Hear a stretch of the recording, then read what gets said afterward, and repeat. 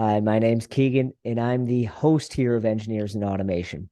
On today's episode, we're going to be talking with Bret Young. He's the co-owner and engineer at Integrated Controls and Engineering. We're going to talk a little bit about work-life balance, being a co-owner with his wife, and also how he's growing his business, some of his clients, and we're going to talk a little bit about his challenges as a business owner. Now let's go talk automation.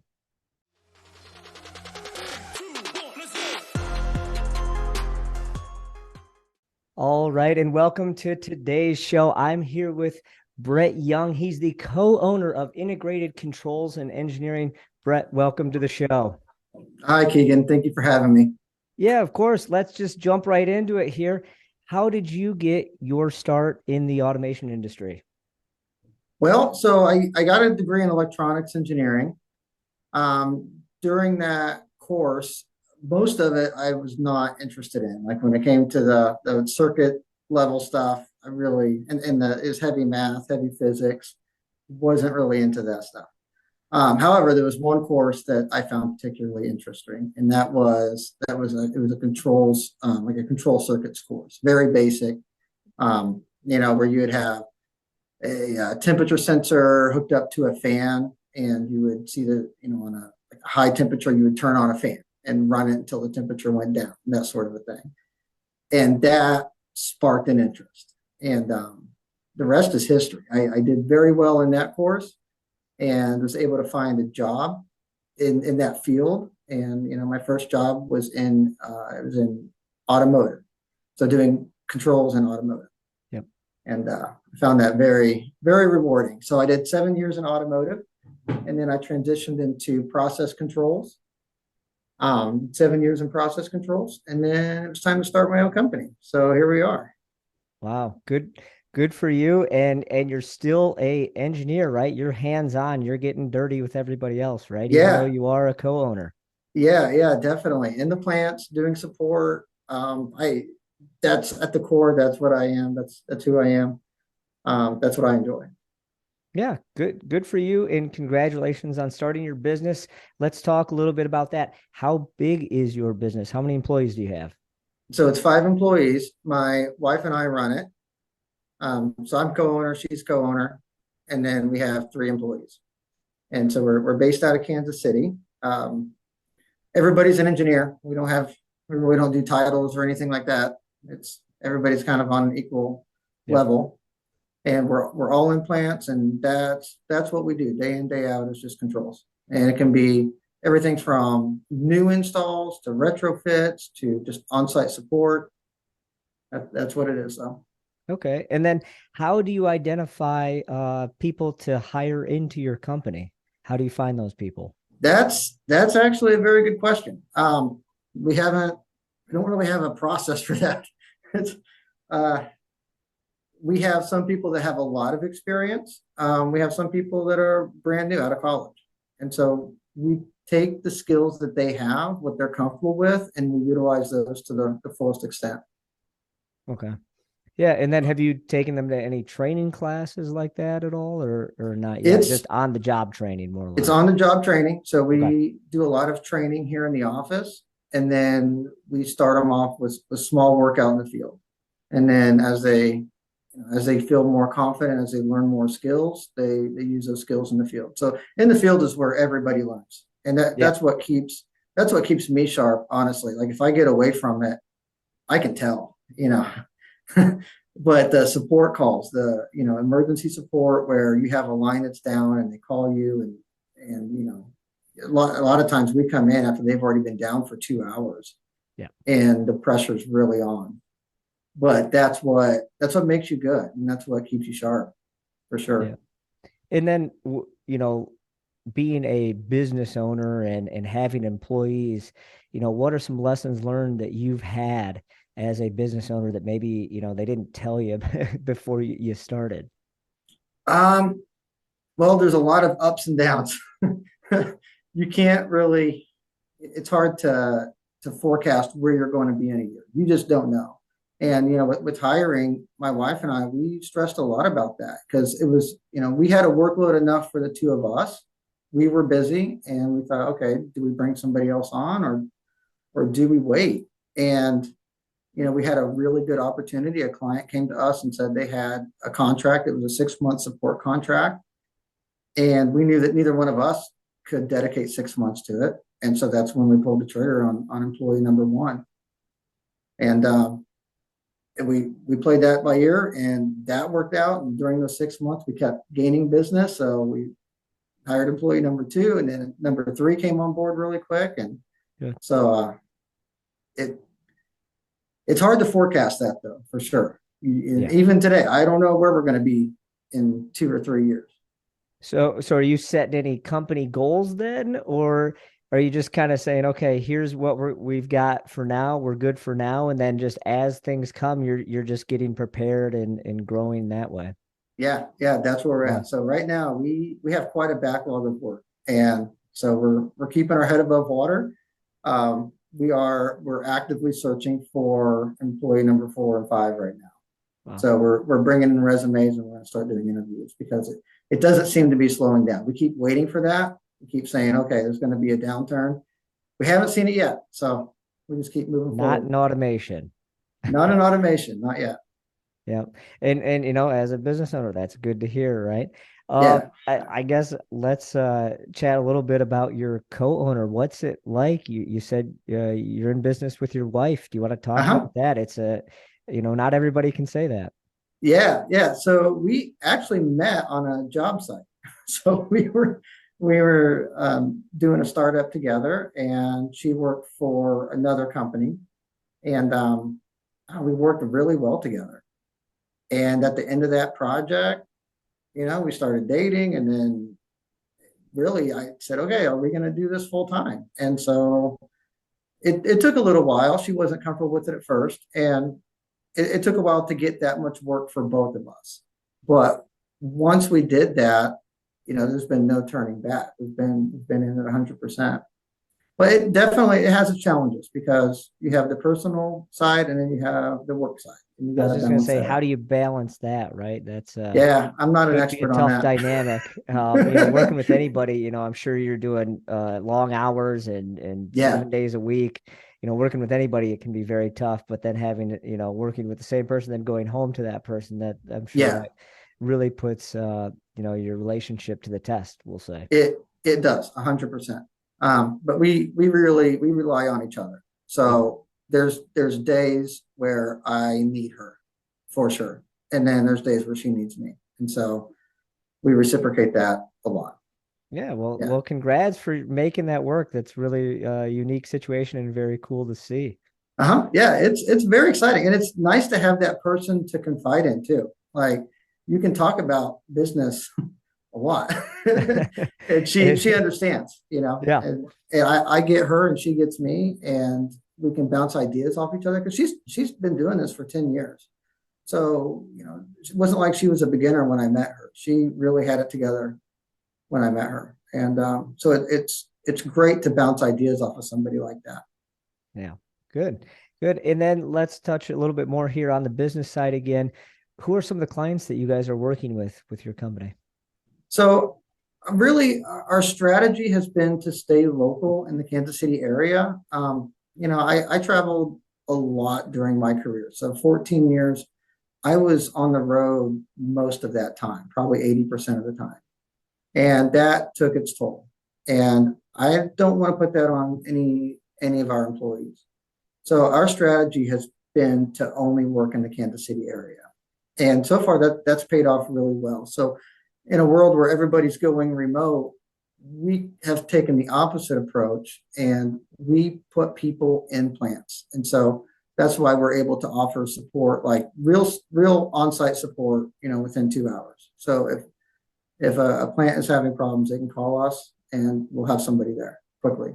And Kansas City's not that, I mean, pretty much where we're at, we can get to any place within 30 minutes. So it's just getting the right person there. And everybody's got the right tools. And we have, if it's too much for one person, we can bring somebody else in. And so it's really been what's worked for us the last 2 years. Yeah. Good. Good. Yeah. And I think it is important that, hands-on, on-site, working with the Hmm. clients directly. I think that's a really good thing, and it builds a better working relationship, right? Yeah, Um, yeah. so let's touch base here a little bit on some of the likes that you like about this industry. What are some of your automation likes? Yeah, there's a lot. Man, you know, I probably the best part about it for me with my personality type is it's never the same day twice. I don't know what I'm going to do every day that I wake up. I don't know what my hours are going to be. I really have no idea. And so all I know is I need to be prepared and be in the office by 7 to 8 a.m. Never later than 8 a.m. Usually I try to be in the office by 7 because my phone starts ringing at 7.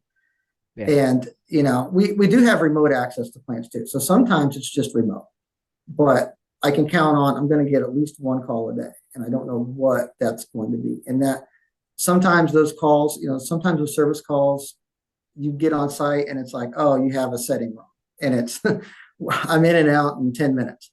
Other times it can turn into a whole day. It can easily turn into 8 hours or sometimes 12 hours fighting one issue. So you really just don't know, and it keeps you on your toes. And that's what I like. Well, That's my favorite part about it. that sounds exciting. I mean, Yeah, that's it is. Yeah. compared to some jobs where it's 9 to 5, you're doing the same thing every day for Uh-huh. years. To Yeah. really working on your toes, we'll say that's a pretty cool opportunity Yeah. that this business and this industry can give you. So that's just one side of it. That's the support side. And then when we do projects, that's a whole different type of fulfillment because with that, like, especially like a new installation, or a retrofit, you go in and you see a process or you learn about a new process, and they come to you and say, okay, this is what it needs to do. How do we get there? And being able to lay that out, lay the foundation, explain how we're going to do it, design it, build the control panels. We don't always do the installation. Sometimes we do some on-site, field work, like as far as the wiring, but typically that's an electrical contractor that does that. So you have an electrical contractor and a mechanical contractor that we work with, but then we get to start it up, which is the best part for sure. And being able to see that from just a design on paper to, and this is big equipment, seeing it actually run, that's that's a crazy thing. And I've never had anything more fulfilling than that. That is a really cool thing to do. And then we do it all, we do it over again. We support it after the fact. And then, a lot of times within the same plant, we get another project. And then before you know it, the whole plant. you Yeah. know, everything. Yeah. Yeah, so we talked about some of the good things. What about on the opposite end, right? What are some struggles that you've seen in this industry, whether Uh-huh. that's, through your business and or just, being on the job? What are some of the issues or mistakes maybe that you've seen or done that, you kind of use that as a lesson learned and move forward and grew from? Yeah. Well, it's not really a lessons learned thing, but it's more of a I guess one of the things I wish we would have more opportunities to do is to design new plants. And a lot of times, Yeah. these big companies, they go to a larger engineering firm, which I completely understand. But um, so many times I've seen really big engineering firms. They go in and they have this brand new process that could be so good, and the plant spends an obscene amount of money putting this in, and it just doesn't work. At the end of the Mm. day, it's not what they wanted, or I guess it doesn't fit the expectation that they had. And by that time, all the capital has been spent. And sometimes we get called in after the fact and we try to make it better, but there's not a lot we can do at that point because so much of the groundwork has been laid. And if that's not done right, that's a hard thing. And that puts us in it's frustrating as a business owner because I'm like, man, if we had that, we could have done a lot with this. But I don't know. That's the only thing I get frustrated at. Yeah. Yeah, and I could see that too. Where you have all this technology that you could use, and if Hmm. it's not used properly, it's like you said, it's almost like a waste of money. It's just Yeah, sitting there and yeah, collecting dust. yeah, for sure. What about work-life balance? So, this has got to be hard if you're probably putting in a lot of hours, working some weekends here and there. How does that work, and how do you make it work with your co-owner wife? Yeah, How do you guys break away from the business when you get the opportunity to? yeah. So we have children also. I have three children, and that's that's a whole other level of difficulty too, because owner some days, but then dad some days too. Yeah. And I don't. We make it work. We make it work, but you can't you can't be all business all the time. You have to take time. You got to take time out for family Yeah. for sure. But it's that you have to make that a priority. Yeah. And do you set time away throughout the weekday, or do you say, hey, Yeah, every, on this day, I'm going to break away at X time, or, yeah, a for sure. weekend, every other weekend type of thing, or what's your Yep, strategy there? yep. Yeah, definitely throughout the week. There's certain days where I have cutoffs where okay, like I have to leave because Yeah. I got to take kids to sports or other extracurriculars. But definitely there's hard times where I'm like, nope, gotta go. Um, and then some weekends, but also there's I have certain like Sundays. I get so much done on a Sunday. I can come in and like if I come in really early, get to the office at like 7, I can knock out so much in 4 hours because it's uninterrupted. Yep. So I like taking time like that too. Yeah. Yeah. And that's good kind of break away on your own and work on your business Yeah, slash self as well. That's probably exactly. another benefit to just kind of reset the week. Yeah. What kind of advice would you give somebody who's thinking about, starting their own business similar to what you're doing? Any advice that you'd give them? Um, I think I think it takes a different type of mindset to do this, but I think if you're ready, you'll know when you're ready. And that's what somebody told me once. And I thought, yeah, that actually makes a lot of sense. And for me, I was ready. I I just couldn't. I was stuck in this thing of I needed another challenge. I needed something more than what I was getting, and this has definitely been that challenge. And Good. so there's certain people they hit that and they're not being challenged enough. And if if you run into that, you'll know it, and that's when it's time. And I think also you just have to make that jump, and that's it's a hard thing to do. I think a lot of people try to do one foot in each world. They try to still stay getting that W-2 paycheck, that Yeah. security, but they also want to start their own company, and that doesn't work. You have to jump, and you'll be okay. It's Yeah. gonna be hard, but And you'll you'll know learn it when you're and you'll ready. learn a lot, like you mentioned, right? You'll Yeah, learn a lot. yeah, It'll be hard, but at the end, it'll uh-huh. probably be worth it. Yeah. But I think you kind of have to put yourself in that position. You have to take that security away from you, Yeah.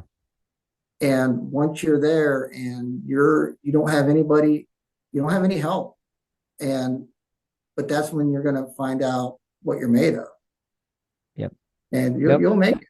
Yeah, you'll make it. You don't have a choice. Yeah, right. Yeah. That's a great point. And then I want to touch on as well too, you kind of amassed a pretty big following here on LinkedIn. Hmm. How can people get in touch with you? What's the best way to reach out via website, LinkedIn? How can, people reach you?